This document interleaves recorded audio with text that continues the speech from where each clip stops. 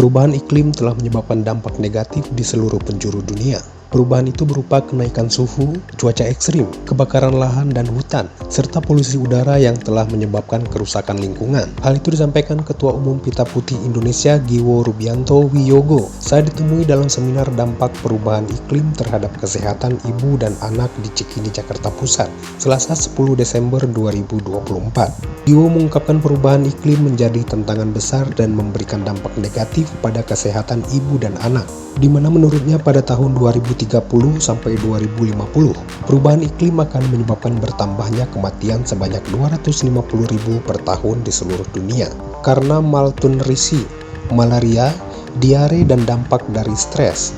Untuk mencegah dampak dari perubahan iklim tersebut, pihaknya dalam waktu dekat berencana akan mengadvokasi pihak terkait seperti Kementerian Kesehatan serta DPR RI dari pihak terkait agar dapat mendorong pelaksanaan kebijakan perlindungan dampak perubahan iklim pada kesehatan ibu dan anak di Indonesia. Wah, pada saat ini dampak dari perubahan iklim sudah sangat mengglobal ya, dan tentunya kita juga harus antisipasi dan memahami dengan tujuan kita berusaha sebaik mungkin, terutama menggerakkan para stakeholder, terutama organisasi-organisasi masyarakat untuk melakukan sesuatu hal yang serius dalam menghadapi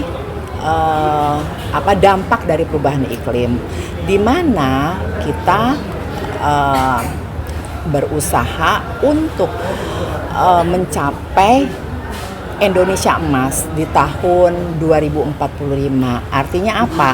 Kita harus berusaha. Sementara itu, Dr. Baharudin selaku Wakil Ketua Badan Pengawas Lembaga Kesehatan Budi Kemuliaan mengungkapkan dampak perubahan iklim sudah terasa terutama untuk ibu hamil dan ibu melahirkan, karena ibu hamil bisa melahirkan secara prematur serta dapat menyebabkan kematian dalam kandungan. Baharudin menambahkan untuk mencegah dampak negatif perubahan iklim yaitu dapat meningkatkan kepedulian dan harus bekerja sama dengan pihak terkait seperti Kementerian Kesehatan dan para peneliti untuk memastikan dampak tersebut dapat diatasi. Ini karena kita wilayah kepulauan makin berasa sebetulnya.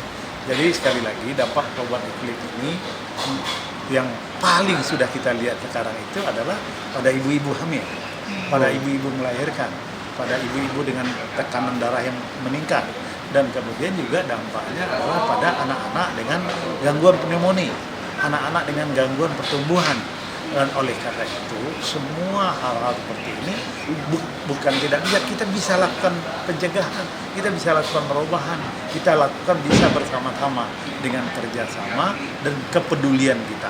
Dan tentu saja bagaimana caranya? Caranya adalah meningkatkan kepedulian kita dengan data-data, dan dengan data-data yang kita sampaikan, kemudian pengambil keputusan. Apakah pengambilan keputusan itu di wilayah kabupaten, kecamatan, sampai provinsi, tahu betul bahwa ini sudah terjadi, dan data-data itu menyebabkan kita harus bekerja cepat. Untuk apa? Untuk memastikan ibu-ibu kita, generasi yang akan datang, tidak mempunyai atau dapat kita kurangi dampaknya daripada perubahan iklim yang sangat buruk.